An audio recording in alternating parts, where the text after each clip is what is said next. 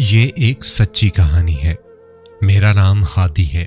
अभी मेरी उम्र 32 साल है। आज से 8 साल पहले मैंने जब एफएससी की इम्तिहान पास किया, टाइम पास और कुछ पैसे कमाने के लिए मैंने एक प्राइवेट स्कूल में पढ़ाना शुरू किया। मेरा स्कूल में पहला दिन था। मुझे 6ठी क्लास को पढ़ाना था। मैं बच्चों को पढ़ाते हुए अक्सर लतीफ़े सुनाया करता था। मेरी बात सुनकर सारी क्लास जोर जोर से हंसने लगती। लेकिन एक ऐसी लड़की थी, एक ऐसी शहजादी थी, एक ऐसा फूल था जो सबसे ज्यादा हंसती थी। इसे देखकर मैं भी हंसने लगता था। वो अभी 14 साल की थी। इसकी बड़ी बड़ी आंखें, गोरा सा रंग, अल्लाह पाक ने इसे इतना हुस्न दिया था, मैं चाहूं भी तो बता नहीं सकता। इसके चेहरे की जानिब मुसलसल नहीं देखा जा सकता था। अल्लाह पाक ने इसे इतना खूबसूरत बनाया था। वो हर क्लास में टॉप करती थी, बहुत ज़हीन थी, इसलिए मेरी फेवरेट स्टूडेंट बन गई। इसका नाम मनाहिल था। वो हर वक्त मुस्कुराती रहती थी। मैं इसे पूछता था, अच्छा मनाहिल बेटा, क्या बनना चाहती हो बड़ा होकर? वो मुस्कुराते हुए कहती, सर जी मैं पुलिस वाली बनना चाहती हूँ ताकि लोग मुझसे डरें। मैं मुस्कुराने लगता, वाह जी वाह, पुलिस वाले तो बड़े जालिम होते हैं। मुस्कुराते हुए कहती, सर जी मैं कोई जालिम थोड़ी ना होंगी। इसको मैं कहता था, मनाहिल 5 मिनट तुमने हंसना नहीं है, 100 रुपए दूंगा। वो 5 मिनट क्या, मुश्किल से चंद सेकंड खामोश रहती, फिर मुस्कुराने लगती। फिर एक दिन इसे मैंने उदास देखा। मैं हैरान था, पहली बार मनाहिल को उदास देख रहा हूं।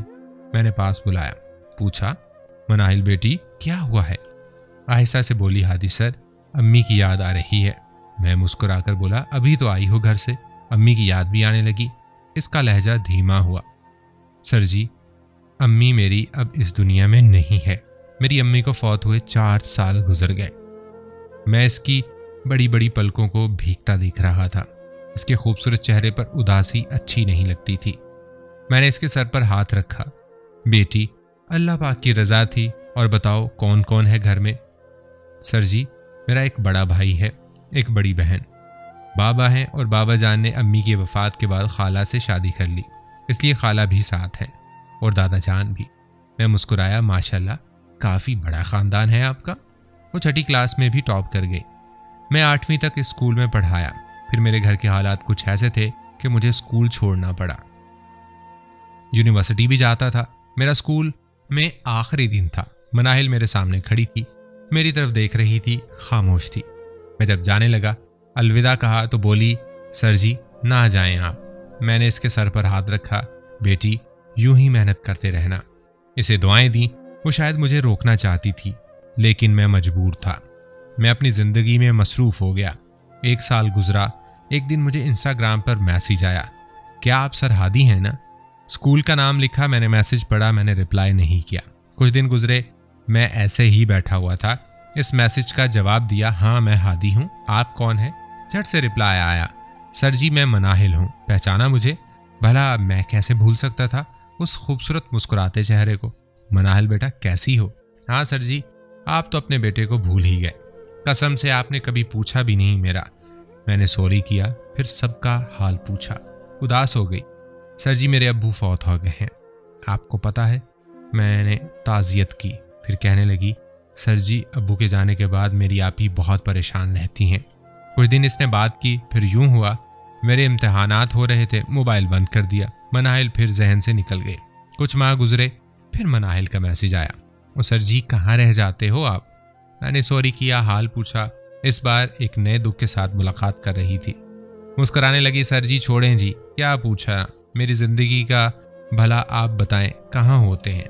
मैंने मुस्कुराकर कहा, मैं बेटा जी अब पाकिस्तान से बाहर जाने वाला हूँ, बहुत जल्द जॉब के लिए। अच्छा बता, आप ही भाई खाला सब कैसे हैं? हाय सर जी मेरी आप ही फौत हो गई हैं। मैं चौंक गया, क्या कह रही हो? हाँ ना सर जी, पहले अम्मी फिर बाबा भी छोड़ गए। आप ही बाबा के लिए बहुत रोती थी, हर वक्त अब्बू को पुकारती थी, अब्बू की चीज़ें चूमती थी, कभी इनके कपड़े प्रेस करने लगती, कभी इनके जूते पॉलिश करती, फिर दरवाजे पर खड़ी होकर अब्बू को आवाज़ें देती। अब्बू के बिना आप ही हर गुजरते दिन के साथ ख़त्म हो रही थी, और फिर एक दिन वो खामोश हो गई। मैं बहुत परेशान हुआ, इसे हौसला दिया। अच्छा तो घर का खर्च कैसे चल रहा है? सर जी दादा अब्बू चला रहे हैं सब खर्च। और चाचू और एक फूफो, इनकी फैमिली भी साथ रहती है ना। लेकिन सर जी, फूफी मेरी खाला से बहुत झगड़ा करती हैं, बहुत ज़्यादा। मैं तंग आ जाती हूँ। मुझे पुरसुकून माहौल चाहिए। हर रोज़ झगड़ा होता है। मैं इन झगड़ों से तंग आ चुकी हूँ सर जी चाहता है कहीं दूर पहाड़ों में चली जाऊं, जहां पर सिर्फ खामोशी हो, सिर्फ खामोशी। मैंने हौसला दिया, अरे उदास ना हो, अल्लाह पाक सब बेहतर करेगा। मेरा दुबई का वीज़ा लग गया ना, मैं दुबई चला गया। 2 साल गुजर गए, मेरी मनाहिल से कोई बात ना हुई। मैं पाकिस्तान वापस आया, मनाहिल का फिर मैसेज आया, सर जी कैसे हैं आप। मैं बहुत खुश था, मेरी बेटी मैं बिल्कुल ठीक हूँ, तुम कैसी हो। सर जी मेरा छोड़ें, आप बताएं, घूम आए दुबई, कैसा लगा।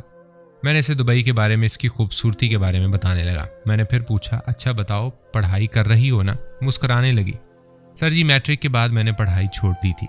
मैं गुस्सा करने लगा, इतनी ज़हीन और काबिल थी, क्यों छोड़ दी पढ़ाई। अच्छा सर जी रात को आप बात कर सकते हैं। मैंने प्यार से कहा, हाँ मेरे बच्चे। इसने अपनी एक तस्वीर भेजी, वो बेहद खूबसूरत थी। वो रात को इंतज़ार कर रही थी। मैं दोस्तों के साथ घूमने चला गया, लेट आया घर, वो सो चुकी थी। दूसरे दिन फिर मैसेज आया, सर जी आपको इतना तंग करती हूँ, इसके लिए सॉरी। मैं मुस्कुराने लगा, मनाहिल वो मुझे कहना चाहिए, आपको रात का बोलकर फिर मैं भूल गया। सॉरी आप कह रही हैं। सर जी कोई बात नहीं, मेरी किस्मत ऐसी ही है। मैं प्यार से बोला, स्टूपिड ऐसी बात नहीं करते। घर में कैसे हैं सब। सर जी घर में अब कोई नहीं है। मैं चौंक गया, क्या मतलब। दादा अबू फौत हो गए हैं। फूफो और चाची खाला के साथ झगड़ती रहती थी, इसलिए खाला अपने दोनों बच्चे छोड़कर हमें भी छोड़कर चली गई हैं और खाला ने दूसरी शादी कर ली है। अब सर जी खाला के बच्चे मैं संभालती हूँ। अब मैं बहुत समझदार हो गई हूँ, लेकिन सर जी थक गई हूँ। सारा दिन बहुत काम करती हूँ, बहुत काम। भाई दुबई चला गया है, वो महीनों मुझसे बात नहीं करता। मैं हौसला देने लगा, बस मेरा बच्चा रोना नहीं, हिम्मत वाली हो तुम। मैं रो रहा था। मनाहिल का वो मासूम चेहरा, हंसती हुई, कहका लगाती हुई, इसके दुख बढ़ते जा रहे थे। सर जी मैं बहुत अच्छा जीना चाहती हूँ। मेरा कोई अपना हो, कोई मेरा हाथ थाम कर मेरी थकन महसूस करे, कोई मेरे आंसू को साफ करे। सर जी खुदा की कसम थक गई हूँ। आपको पता है सर जी, मैं नफसियाती सी हो रही हूँ। फुप्पो चाची अजीब अजीब सी बातें करती हैं मेरे साथ, बहुत बुरा रवैया है इनका। फिर मनाहिल अचानक से गायब हो गई। मैं भी अपनी ज़िंदगी में मसरूफ़ हो गया। फिर एक दिन ख्याल आया मनाहिल का पता तो करूं। मनाहिल को मैसेज किए, कोई जवाब नहीं मिला। इसका फ़ोन नंबर नहीं था। मनाहिल के पड़ोस में हमारी एक रिश्तेदार रहती थी, इससे किसी तरह राब्ता किया। इससे पूछा तो इसने बताया, हादी भाई मनाहिल अपना जहनी तवाज़ुन खो चुकी है। वो पागलों की तरह चीखती चिल्लाती रोती, इसको रस्सियों से बांधकर एक कमरे में कैद किया हुआ है। इसे बहुत मारते हैं, इतना मारते हैं कि वो तड़प तड़प कर बेहोश हो जाती है। मेरा जिस्म कांपने लगा। या अल्लाह, ये क्या हो गया है। मैं रोने लगा, आखिर हुआ क्या इसे। हादी भाई वो थक चुकी थी। दुख सहते सहते इसकी चाची और फुप्पो इसे बहुत टॉर्चर करते थे। अभी इसकी उम्र ही कितनी थी, सिर्फ 19 साल। इसका इलाज चल रहा है, लेकिन इसको देखने की हिम्मत नहीं है। मैं मस्जिद गया, अल्लाह पाक से रो रो कर दुआ की, अल्लाह पाक इस बेचारी पर रहम फरमा। छोटी सी जिंदगी में कितने दुख ले लिए हैं इसने। मैं इसे मिलना चाहता था, लेकिन इसके लिए मजीद दर्द नहीं बनना चाहता था। इसका खूबसूरत चेहरा मेरे सामने था। मैं रोता रहता था इसके लिए। 1 साल गुजरा, इसका मैसेज आया, सर जी कैसे हो। मैं इसका मैसेज देखकर रोने लगा। मनाहिल मनाहिल मनाहिल कैसी हो। वो प्यार से बोली, सर जी मैं ठीक हूँ। मैं गुस्से से पूछा, कहाँ गुम हो गई थी। वो बताने लगी, सर जी आपको पता है मैं पागल हो गई थी। मैं 6 महीने एक कमरे में बंद रही थी। मेरा इलाज चलता रहा, अब अल्लाह का शुक्र है ठीक हूँ। मैं रो रहा था। मनाहिल मैं जानता हूँ सब, कैसे बताऊँ तुमको। मैंने पूछा, अब क्या कर रही हो आजकल। सर जी करना क्या है, सब तो मुझे अब भी पागल कहते हैं। घर में मेरा दम घुटता है, इसलिए मदरसे बच्चियों को पढ़ाने आ जाती हूँ। सर जी मुझे पैसों की ज़रूरत है। अब भाई तो मुझे पागल समझता है, इसलिए वो सारे पैसे चाचू को भेजता है। सर हादी आप मेरे लिए कोई जॉब देखें ना, और एक मदद ही कर दें मुझ गरीब की। मैं मुस्करा कर बोला, हाँ बेटा बोलें। सर जी मेरा मोबाइल ख़राब हो चुका है, कुछ पैसे दे दें, मोबाइल ले लूँ नया। मैंने इसे 20,000 रुपये भेजे किसी भी तरह से। मुझे कहने लगी, सर जी मेरी ज़िंदगी में एक फरिश्ता आया है जो मुझे बहुत चाहता है। मैंने सवालिया अंदाज में पूछा, कौन? सर जी, इंस्टाग्राम पर एक लड़के के साथ मेरी बात हुई थी। हम एक दूसरे को पसंद करते हैं, बस बहुत जल्द शादी कर लेंगे। मैं बहुत खुश हुआ। चलो अल्लाह का शुक्र है कोई तो मिला जो इसका ख्याल रखेगा, लेकिन सब टाइम पास करते हैं। मनाहिल इतनी खूबसूरत थी कि अब के ज़माने का सारा हुस्न एक तरफ, मनाहिल की खूबसूरती फिर भी ज़्यादा होगी। अल्लाह ने इसे बनाया ही बहुत प्यारा था।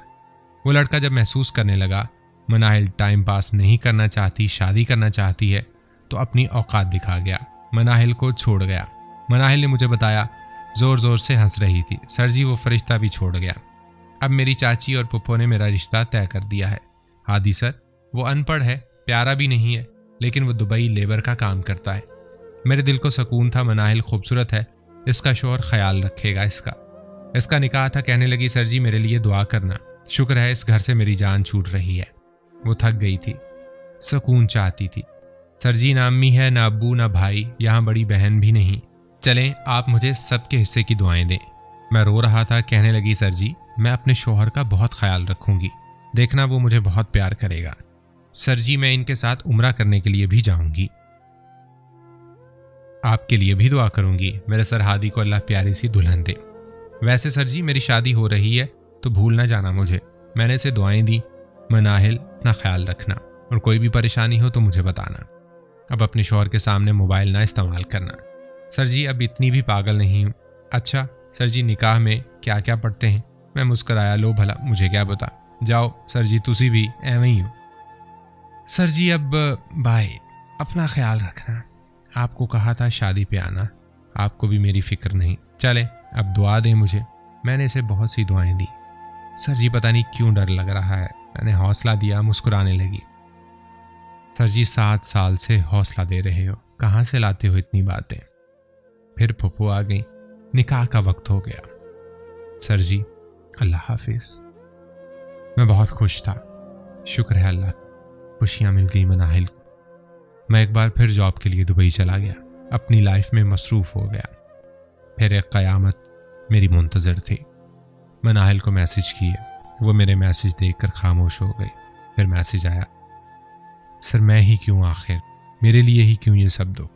मैंने पूछा क्या हुआ? सर जी मुझे तलाक हो गई है। मैं कांप उठा, क्या हुआ?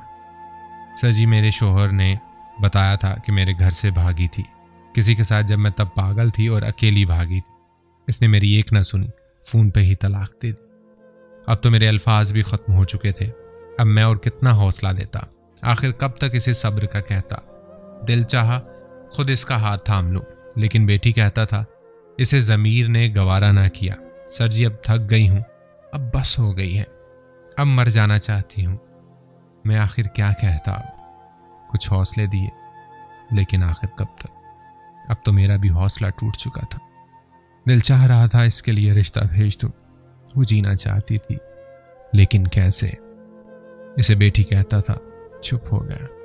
किस्मत का करना ऐसा हुआ, मैं मसरूफ़ हो गया, ज़िंदगी में भूल गया मनाहिल को।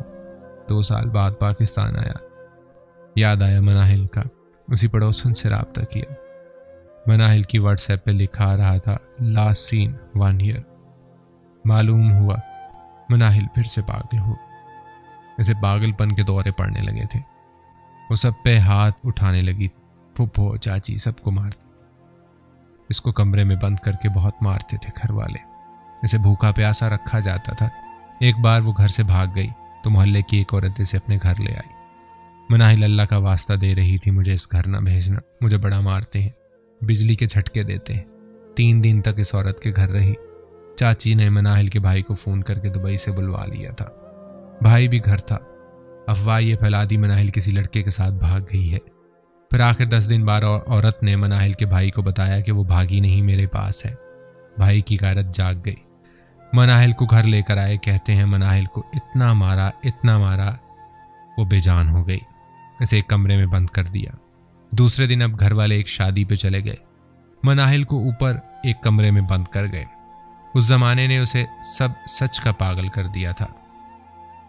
2 दिन गुजरे, वो चीखने लगी, मुझे भूख लगी है, मुझे प्यास लगी है, बाहर निकालो, मैं जीना चाहती हूँ, मैं हवा में उड़ना चाहती हूँ। मोहल्ले वाले बेबस थे, ना जाने कैसे वो जिंदगी की तलाश में रोशनदान तक पहुंची।